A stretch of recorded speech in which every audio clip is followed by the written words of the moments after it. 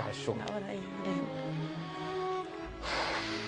لو سمحتي بعد اذنك، بصي حضرتك كنت معانا في برنامج معجزه.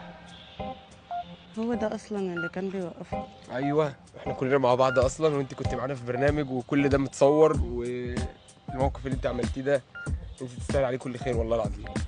شكرا. احنا اسفين يعني احنا عطلناك على الشغل، بس برضو يعني انت كنت معانا في رزق برضو. بصي حضرتك عشان تعطيلك معانا وعشان كل حاجه ال 200 جنيه بتوعك اهم، والفلوس اللي في الصندوق دي مكافاه من البرنامج ليكي كمان. دي علشان اللي انت عملتيه والله العظيم، لا عشان انت انسانه تستاهلي كل خير.